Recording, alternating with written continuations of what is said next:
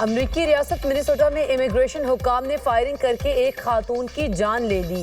Immigration officer نے دعویٰ کیا منیاپولس نے خاتون نے گاڑی سے اہلکاروں کو کچلنے کی کوشش کی۔ صدر ڈونلڈ ٹرمپ کا امیگریشن حکام کا دفاع، کہا آئی سی ای آفیسر نے خود کو بچانے کے لیے فائرنگ کی۔ ہلاک ہونے والی خاتون بدنظمی پھیلا رہی تھی۔ گورنر منیسوٹا کا واقعے پر افسوس کا اظہار، کہا ٹرمپ کی پالیسیز عوامی سلامتی کے لیے خطرہ ہے۔ میئر پولیس نے ٹرمپ انتظامیہ کا موقف مسترد کر دیا۔ واقعہ امیگریشن حکام کی لاپرواہی ہے، حکومت نے بے بنیاد کہانی سنا رہی ہے۔ واقعے کے بعد منیاپولس میں حالات کشیدہ، شہریوں کی بڑی تعداد سڑکوں پر نکل آئی۔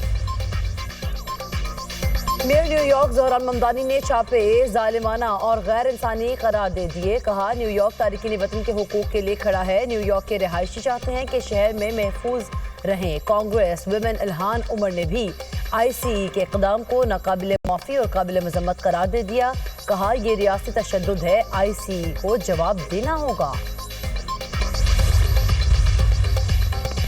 بحر اوقیانوس میں دو بڑی طاقتیں آمنے سامنے۔ امریکی بحریہ اور کوسٹ گارڈز نے وینزویلا کی ناکہ بندی سے بچ نکلنے والے روسی بحری جہاز پر قبضہ کر لیا۔ یو ایس یورپی کمانڈ کا کہنا ہے امریکی کوسٹ گارڈز اور فوج نے مشترکہ کارروائی کے ذریعے آپریشن مکمل کیا۔ کارروائی کے وقت قریب روسی جہاز بھی تھے، روسی آبدوز بھی اطراف میں موجود تھی۔ برطانوی وزیر دفاع کا کہنا ہے آپریشن برطانیہ نے مدد کی، امریکہ کو معاونت بین الاقوامی قانون کے تحت فراہم کی گئی۔ روس کا شدید رد عمل، آئل ٹینکر پر قبضہ بحری قزاقی قرار دے دیا۔ امریکہ سے روسی عملے کی فوری واپسی کا مطالبہ، روسی وزارت خارجہ نے کہا روسی ٹینکر بین الاقوامی پانیوں میں موجود تھا، روسی عملے کے ساتھ انسانی سلوک اپنایا جائے، امریکہ روسی شہریوں کی جلد واپسی میں رکاوٹ نہ بنے۔ وینزویلا کا بزنس پارٹنر بننے کا فیصلہ، خوش آئیں، صدر ٹرمپ نے ٹروتھ سوشل پر کہا معاہدے سے امریکی صنعت، ملازمتیں اور توانائی سیکٹر کو فائدہ ہوگا۔ تیل سے صرف امریکی مصنوعات خریدی جا سکیں گی، زرعی مصنوعات، ادویات، طبی آلات اور توانائی کا ساز و سامان شامل ہوگا۔ وینزویلا کے تیل سے حاصل ہونے والی رقم گرڈ اور توانائی سیکٹر کی بہتری پر خرچ ہوگی۔ 2027 کے لیے امریکی فوجی بجٹ $1.5 ٹریلین ہونا چاہیے۔ وینزویلا کا تیل صرف امریکی مفاد میں فروخت ہوگا۔ امریکی نائب صدر جے ڈی وینس نے بھی صدر ٹرمپ کی ہاں میں ہاں ملا دی، کہا وینزویلا اسی صورت میں اپنا تیل بیچ سکے گا اگر یہ امریکی مفادات میں ہوگا۔ وینزویلا امریکی مفادات کو پورا نہیں کر سکتا تو اسے تیل بیچنے کی اجازت نہیں۔ امریکی وزیر خارجہ مارکو روبیو کا کہنا ہے کہ امریکہ کا مقصد وینزویلا کو مستحکم کرنا ہے۔ میڈیا سے گفتگو میں کہا موجودہ صورتحال کو بدلنے کے لیے امریکہ تیزی سے کام کرے گا۔ تیل کی فروخت سے حاصل رقم وینزویلا کے عوام پر خرچ ہوگی۔ گرین لینڈ سے متعلق کشیدگی پر اگلے ہفتے ڈنمارک حکام سے ملاقاتیں کریں گے۔ ترجمان وائٹ ہاؤس کیرولین لیوٹ نے نیوز بریفنگ دی، کہا وینزویلا میں عبوری حکمرانوں کے فیصلے امریکہ کے بتائے ہوئے ہوں گے۔ بحر اوقیانوس میں آئل ٹینکرز کو قبضے میں لینے کے سوال پر کہا جہاز کے عملے کو قانونی کارروائی کا سامنا ہے۔ گرین لینڈ سے متعلق تمام آپشن ٹیبل پر ہے، پہلا آپشن سفارتکاری ہے۔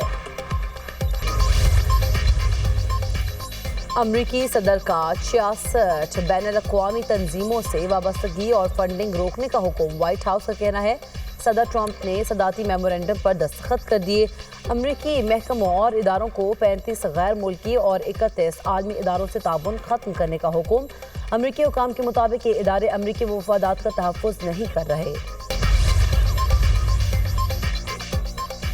امریکی اسپیشل فورسز کی ممکنہ نئی فوجی کارروائیوں کی تیاری، وینزویلا مشن کے بعد امریکی فوجی طیاروں کی بڑی تعداد میں برطانیہ آمد۔ برطانوی میڈیا کے مطابق جدید امریکی لڑاکا طیارے برطانوی رائل ایئر فورس کے ہوائی اڈوں پر تعینات۔ امریکی C-17 اور AC-130J طیارے شامل۔ AC-130J طیارے خفیہ کارروائیوں میں امریکی اسپیشل فورسز کو فضائی مدد دیتے ہیں۔ امریکی طیارے مشرق وسطی میں آپریشن کے لیے استعمال ہو سکتے ہیں۔ برطانوی وزارت دفاع کا غیر ملکی فوجی سرگرمیوں پر تبصرے سے انکار۔ سعودی وزیر خارجہ فیصل بن فرحان کی امریکی ہم منصب مارکو روبیو سے واشنگٹن میں ملاقات، مشرق وسطی سمیت علاقائی سلامتی کے امور پر گفتگو۔ سعودی وزارت خارجہ کا کہنا ہے ملاقات میں امریکہ اور سعودی عرب کے مشترکہ مفاد کے تحفظ پر اتفاق کیا گیا۔ سعودی وزیر خارجہ نے چیئرمین امریکی پالیسیز کے باعث مذاکرات کے لیے ماحول سازگار نہیں، ایرانی وزیر خارجہ عباس عراقچی کا کہنا ہے موجودہ حالات میں ایران اور امریکہ کے مذاکرات کا کوئی امکان نہیں ہے، کبھی مذاکرات سے راہ فرار اختیار نہیں کی، خطے میں دوست ممالک کے ساتھ اقتصادی تعلقات کو فروغ دیں گے۔ یوکرینی صدر زیلنسکی کی امریکی صدر ٹرمپ سے ایک بار پھر ملاقات کی درخواست، کہا ہم مذاکرات میں سب سے مشکل 2 مسائل پر بات کرنا چاہتے ہیں، ڈونیسٹک علاقے کا مستقبل اور نیوکلیئر پاور پلانٹ کا کنٹرول شامل ہے۔ جنگ بندی ہونے پر امریکہ 15 سال سے زائد طویل سیکیورٹی ضمانتیں دے گا۔ ملک کے مختلف شہروں میں دھند کا راج حد نگاہ کم ہونے سے موٹر وے اور قومی شاہراہوں پر ٹریفک کی روانی متاثر، موٹر وے مختلف مقامات سے ٹریفک کے لیے بند، M1 پشاور سے غازی خسرو انٹرچینج، M2 ٹھوکر نیاز بیگ سے بلکسر تک بند، M3 فیض پور سے رجارہ تک بند، M4 پنڈی بھٹیاں سے ملتان، M5 دروہڑی سے ملتان کا گاڑیوں کا داخلہ ممنوع۔ موٹر وے پولیس کی ڈرائیورز کو فوگ لائٹس کا استعمال یقینی بنانے کی ہدایت۔ نیپرا نے فی یونٹ بجلی 93 پیسے سستی کر دی، نوٹیفیکیشن جاری، بجلی نومبر کے لیے فیول پرائس ایڈجسٹمنٹ کی مد میں سستی کی گئی، ملک بھر کے صارفین کو ریلیف جنوری کے بلوں میں ملے گا، ریلیف کا اطلاق لائف لائن صارفین پر نہیں ہوگا۔ وزیر اعظم شہباز شریف آج کوئٹہ کا ایک روزہ دورہ کریں گے، وفاقی وزراء بھی ہمراہ ہوں گے۔ وزیر اعظم صوبے میں امن و امان کی صورتحال پر اعلیٰ سطح اجلاس سے صدارت کریں گے، بلوچستان کی سیکیورٹی اور مجموعی صورتحال کا جائزہ لیا جائے گا۔ اتحادی جماعتوں کے پارلیمانی رہنماؤں سے ملاقاتیں بھی شیڈیول، وزیر اعظم دانش اسکول کا افتتاح بھی کریں گے۔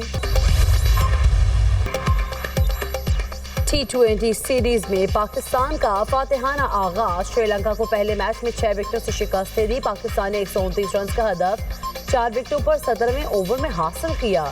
صاحبزادہ فرحان 51 رنز بنا کر ٹاپ سکورر رہے، سائمہ ایوب نے 24، شاداب نے 18 اور کپتان سلمان علی آغا نے 16 رنز بنائے۔ میزبان ٹیم 128 رنز پر ڈھیر ہو گئی، پورے 20 اوور بھی نہ کھیل پائے۔ قومی اسپنرز کی شاندار بالنگ، سلمان مرزا اور ابرار احمد نے 3 شکار کیے، شاداب خان اور وسیم جونیئر نے 2 وکٹیں حاصل کی۔ آل راؤنڈر کارکردگی پر شاداب خان میچ کے بہترین کھلاڑی قرار، پاکستان کو 3 میچز کی سیریز میں 1-0 کی برتری حاصل۔ سیریز کا دوسرا میچ 9 جنوری کو کھیلا جائے گا۔ شاداب نے پوسٹ میچ گفتگو میں کہا انجری کے بعد شاندار کم بیک پر خوش ہوں، بالنگ میں پچ سے کافی مدد ملی۔ کپتان سلمان علی آغا نے کہا ٹیم نے پہلے T20 میں اچھا کھیلا، آس کی وجہ سے دوسرے اننگز میں بیٹنگ آسان ہو گئی تھی۔ T20 ورلڈ کپ میں بنگلہ دیش کے میچ بھارت سے منتقل ہوں گے یا نہیں، تاحال فیصلہ نہ ہو سکا۔ بنگلہ دیش کرکٹ بورڈ نے بھارت سے میچز منتقلی کی درخواست مسترد ہونے کی خبروں کی تردید کر دی۔ BCB کا کہنا ہے ICC نے بھارت سے میچز منتقل کرنے کی درخواست مسترد کر دی ہے۔ ICC نے بنگلہ دیش ٹیم کی ورلڈ کپ میں بغیر کسی رکاوٹ شرکت کی یقین دہانی کرائی۔ ICC نے BCB تحفظات پر مل کر کام کرنے پر رضامندی ظاہر کی ہے۔ بنگلہ دیش کے اسپورٹس ایڈوائزر آصف نزرل کا کہنا ہے ورلڈ دیش نے ورلڈ کپ کے لیے کوالیفائی کیا ہوا ہے، ہم کرکٹ سے پیار کرنے والے لوگ ہیں، ہم اپنے ملک کا وقار اور کھلاڑیوں کی سیکیورٹی کو دیکھتے ہیں، ورلڈ کپ کھیلنا چاہتے ہیں، امید ہے ICC ہمارے موقف کو غیر جانبداری سے سنے گی۔ کرکٹ ویب سائٹ نے خبر دی تھی بنگلہ دیش کی بھارت سے میچز منتقلی کی درخواست ICC نے مسترد کر دی ہے۔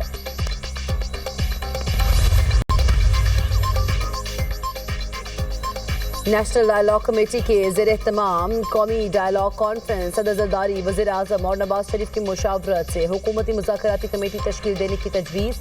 اعلامیہ فواد چودھری نے پڑھ کر سنایا، کہا اپوزیشن کمیٹی بنائی جائے جو سیاسی قیدیوں کے ساتھ مل کر ڈائیلاگ کے دائرہ کار کو بڑھائے، سیاسی افراد کو مقدمات ختم کر کے رہا کیا جائے، اس کے بعد حکومت میں مذاکرات کا اعتماد بڑھے گا۔ سینٹ اور قومی اسمبلی میں اپوزیشن لیڈر کا تقرر کیا جائے۔ اجلاس میں شاہد حقان عباسی، لیاقت بلوچ، شیر افضل مروت، بیرسٹر سیف، عمران اسماعیل، شہزاد وسیم کی شرکت۔ شاہد حقان عباسی نے کہا کہ انتشار ہوگا تو ملک ترقی نہیں کرے گا، ملک کو چلانے کے لیے راستہ ڈھونڈنا ہوگا۔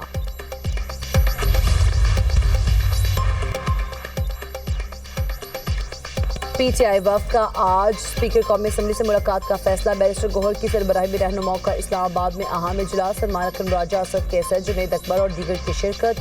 اسپیکر سے ملاقات میں محمود خان اچکزئی کی بطور اپوزیشن لیڈر تقرری کا نوٹیفیکیشن جاری کرنے کا مطالبہ۔ وہ پی ٹی آئی نے آج تک سوائے گالیاں دینا اور تنقید کرنے کے علاوہ کیا کیا ہے؟ ان کی لیڈرشپ نے ان کو سکھایا کیا ہے؟ یہی سکھایا کہ گالیاں دو لوگوں کو، سوشل میڈیا پہ گالیاں دو، جو آپ کو سے اختلاف کرے اس کو جو ہے پوری فیملی کو اس کو رگڑ دو. تو یہ ان کی سیاست رہی ہے. اس پہ میں کوئی دو رائے نہیں کر رہا. اس پہ ہمارے اختلافات ہیں، سنگین اختلافات ہیں، لیکن پھر بھی اگر وہ یہاں پہ اپنی کوئی پولیٹیکل ایکٹیویٹی کرنے آ رہے ہیں 100 بسم اللہ. بانی پی ٹی آئی کی سیاست اور سوچ سے اختلاف ہے. شرجیل انعام ایمن کی میڈیا ٹاک. کہا بانی پی ٹی آئی کھول کر طالبان دہشت گردوں کو سپورٹ کرتے ہیں. تحریک انصاف کی لیڈرشپ نے اپنے لوگوں کو گالیاں دینے کے علاوہ کچھ نہیں سکھایا. یہ ملک کے اداروں کے خلاف گناونا پروپیگنڈا کر رہے ہیں. وزیر اعلیٰ خیبر پختونخوا کو سندھ میں پروٹوکول دیں گے. ہمارے صوبے کے عوام مہمان نواز ہیں. سہیل آفریدی کو قانون اور آئین کے دائرے میں رہ کر سیاسی سرگرمیوں کی اجازت ہے.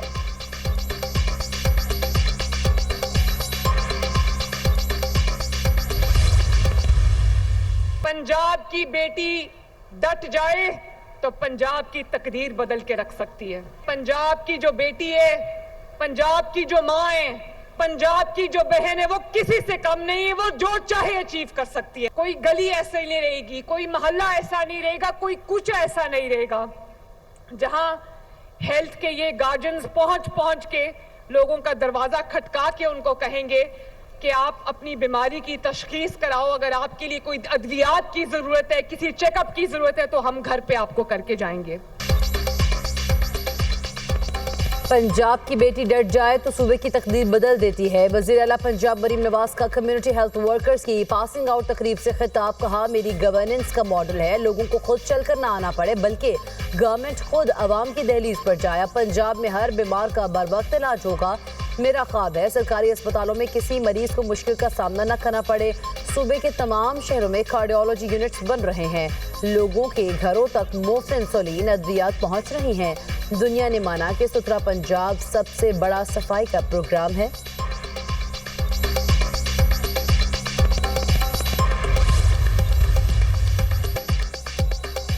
پاکستان اور بنگلہ دیش کے درمیان ڈائریکٹ فضائی رابطے کی بحالی میں اہم پیش رفت. بنگلہ دیش کی بیمان ایئر لائن نے کراچی کے لیے پروازوں کا شیڈیول جاری کر دیا. بیمان ایئر لائن کی پہلی پرواز 29 جنوری کو ڈھاکہ سے کراچی پہنچے گی. سیٹوں کی بکنگ شروع. ابتدا میں بیمان ایئر ڈھاکہ اور کراچی کے درمیان ہفتہ وار پروازیں چلائی جائیں گی.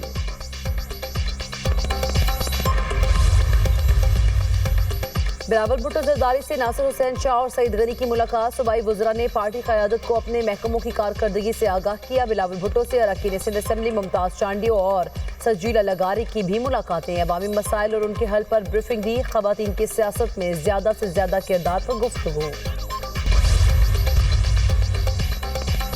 وزیر اعلیٰ سندھ کو تھلکوٹ منصوبے کی پیش رفت رپورٹ پیش. مراد علی شاہ کا منصوبے پر کام کی رفتار پر اطمینان کا اظہار. کہا یہ انتہائی اہم پروجیکٹ ہے. پروجیکٹ کا مقصد کوئلے کی مؤثر نقل و حمل پر پاکستان میں توانائی کی حفاظت کو تقویت دینا ہے. منصوبے کی تکمیل سے بن قاسم پورٹ تک 9 کلومیٹر ٹریک کی توسیع سے بندرگاہ تک کوئلے کی رسائی آسان ہوگی. ریلوے لائن کے قیام سے تھر کے کوئلے کی کانوں کو قومی ریلوے نیٹ ورک اور پورٹ قاسم کے ساتھ مربوط کیا جائے گا. بنا کسی رکاوٹ کوئلے کی نقل و حمل ممکن ہو جائے گی. منصوبے پر سندھ اور وفاقی حکومت 50% فنڈز فراہم کریں گے. منصوبہ 90 ارب روپے کی لاگت سے مکمل ہوگا.